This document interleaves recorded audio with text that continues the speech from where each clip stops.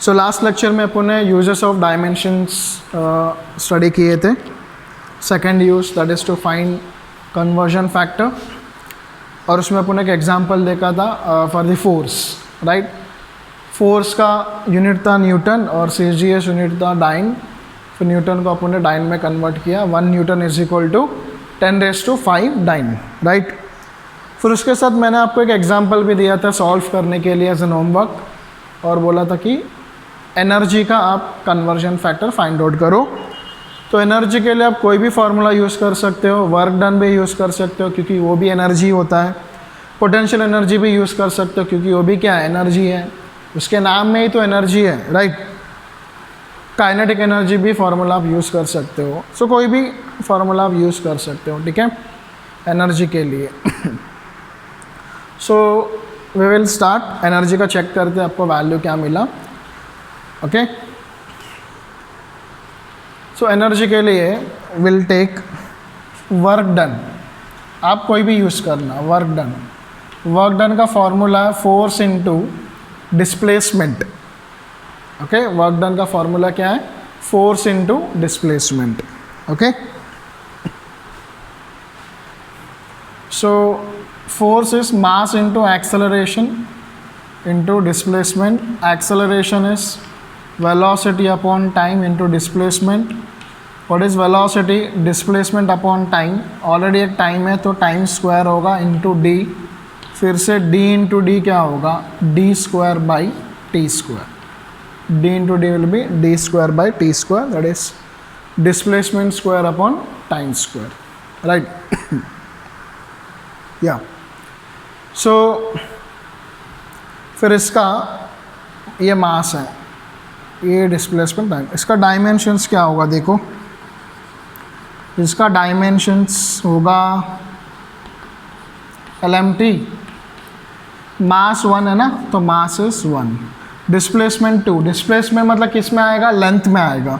Power is 2 तो length is 2. Time 2, लेकिन ये डिनोमिनेटर में है ना, तो न्यूमरेटर में क्या लिखेंगे, -2. What we write, -2. Okay. L2 m1 t -2. That is the dimension. मिल गया. तो what is first step, उसका MKS यूनिट लिखना है और उसका CGS यूनिट भी लिखना है अपने को. तो एनर्जी के लिए यूनिट होता है जूल. ओके. क्या होता है यूनिट, जूल. आपको पता है ना डायरेक्ट यूनिट. एनर्जी का डायरेक्ट यूनिट क्या होता है, जूल होता है. एक फार्मूला से भी आता है, कौन सा, मास होता है kilogram metre square upon second square. ये फार्मूला से kilogram metre square upon second square, ठीक है. जूल है. और CGS यूनिट है अर्ग. क्या बेटा, CGS यूनिट इज अर्ग. तो MKS unit is joule and CGS unit is erg. So what is the first step, आपने को क्या फाइंड करना है, जूल को इसमें कन्वर्ट करना है, अर्ग में कन्वर्ट करना है. ओके. तो let's say 1 joule is equal to कितना erg, x. 1 joule is equal to x erg, क्योंकि अपने को नहीं पता ना answer, x erg, and we have to find x. That is our question. x अपने को फाइंड आउट करना है, ठीक है. तो x अपन कैसे निकाल सकते हैं, using dimensions. That is the advantage of dimensions. Okay. So joule मतलब एनर्जी. एनर्जी का डायमेंशंस लिखते हैं अपन, L2 m1 t -2 dimensions is equal to x into L2 m1 t -2. फिर मैंने क्या बताया था लास्ट लेक्चर में, ये MKS में है ना सफिक्स 1 यूज़ करेंगे. ओके.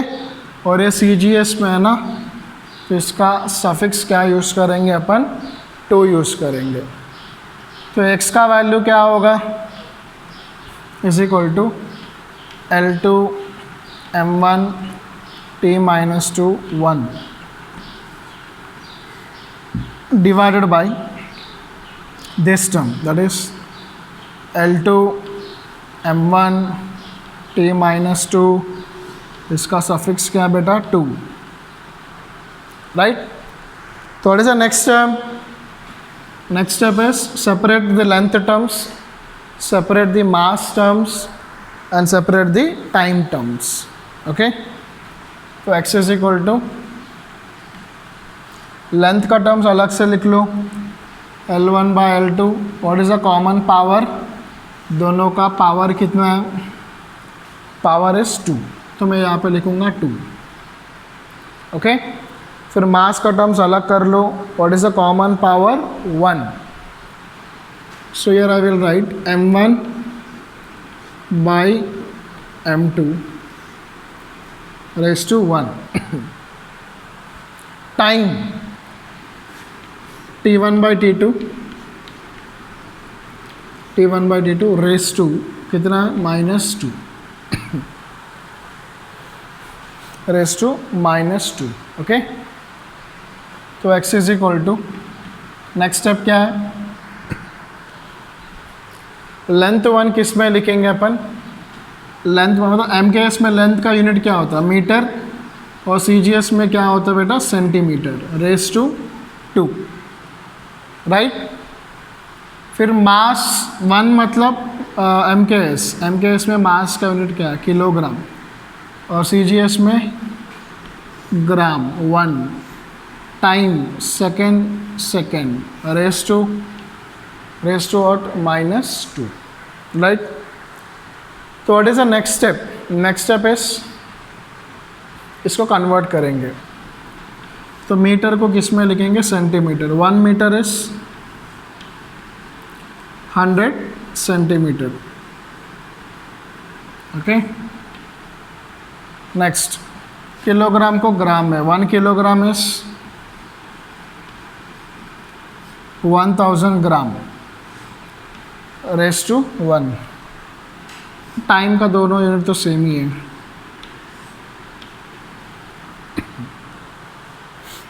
-2. फिर यहाँ पे centimetre cancel, gram cancel, second cancel. Okay, so बचेगा क्या? x is equal to 100 raise to 2 into 1000 raise to 1. यहाँ पे सेकेंड कैंसिल हो गया ना, तो 1 रेज टू -2 मिलेगा, राइट. इसको रब कर देता हूँ, आप नोट डाउन कर लो ये वाला साइड जो है, फिर इसको मैं रब कर दूंगा मैं. It is not required.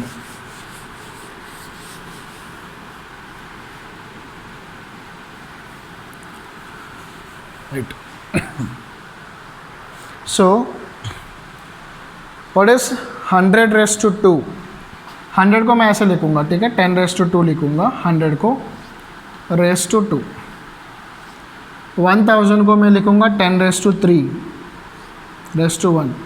And 1 raise to any power कितना होता है? 1. अभी मैंने आपको बताया था लास्ट लेक्चर में, 1 के ऊपर कोई भी नंबर रहने दो, उसका आंसर 1 ही आएगा उसमें. 10 रेज टू 2 रेज टू 2, तो 2 और ये 2 इंटू होगा ना, 10 raise to 2 raise to 2, 10 raise to 4 हो जाएगा. मतलब x का वैल्यू ये 10 रेज टू 4 है, into 10 raise to 3 into 1. 3 into 1 कितना होगा? 3 होगा, into 1 raise to any power is 1. तो x इज इक्वल टू इसका पावर 4, इसका पावर 3, तो 10 रेज टू कितना होगा? 4 + 3, that is x is equal to what? 10 raise to 7. That is your final answer. तो क्या मिला आपको? x का value 10 raise to 7. What is the meaning of x is equal to 10 raise to 7? इसका meaning क्या? 1 joule क्या होता है? 1 joule is equal to 10 raise to 7 अर्क.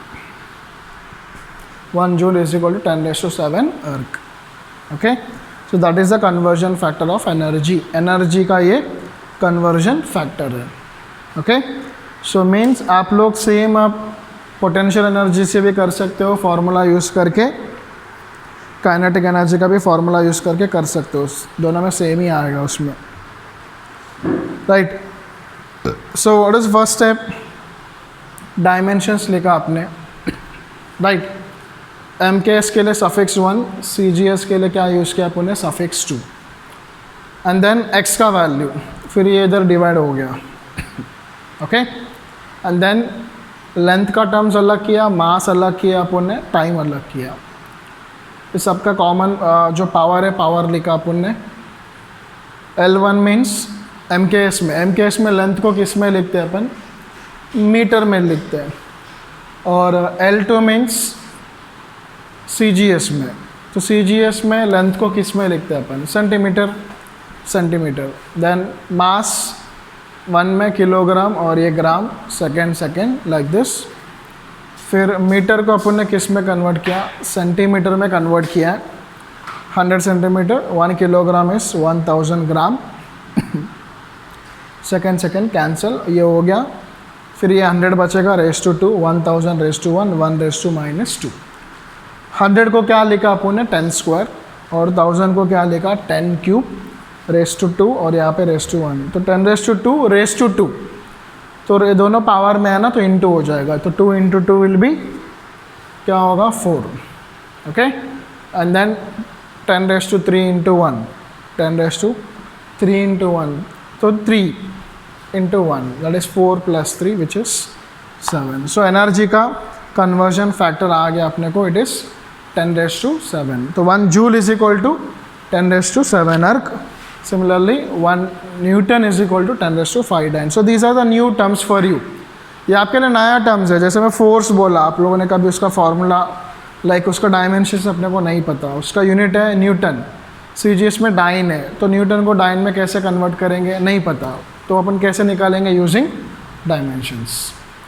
सिमिलरली एनर्जी है, एनर्जी का यूनिट होता है जूल, और सीजीएस में क्या होता है, अर्क, तो जूल को अर्ग में कन्वर्ट करना है, लेकिन अपने को नहीं पता, तो कैसे करेंगे, फिर से सेम यूजिंग डायमेंशंस, और डायमेंशंस को यूज़ करके फाइंड किया, तो व्हाट इज़ अ फैक्टर, 10⁻⁷।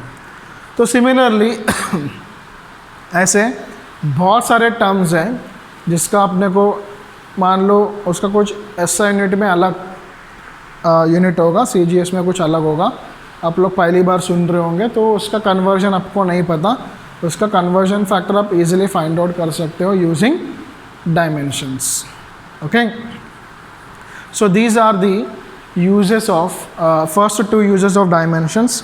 पहला यूज़ है to check the correctness of given equation, मतलब उसमें अपन ने, आपको याद है 3 फार्मूला अपन ने चेक किया था, v = u + at, v² = u² + 2s, and s = ut + ½ at², बराबर। तीनों को अपन ने क्या चेक किया, डायमेंशन सबका करेक्ट है कि नहीं वो चेक किया था। सारे टर्म्स का डायमेंशन अगर अपने को सेम मिलेगा, मतलब वो जो फॉर्मूला है वो करेक्ट है, बराबर। अगर नहीं सेम नहीं आ रहा, मतलब वो फार्मूला में कुछ गड़बड़ है, तो उसमें कोई भी एक टर्म मिसिंग है, ओके। तो कंडीशन क्या है कि कोई सारे टर्म्स का डायमेंशन सेम आना चाहिए, नॉट LHS RHS।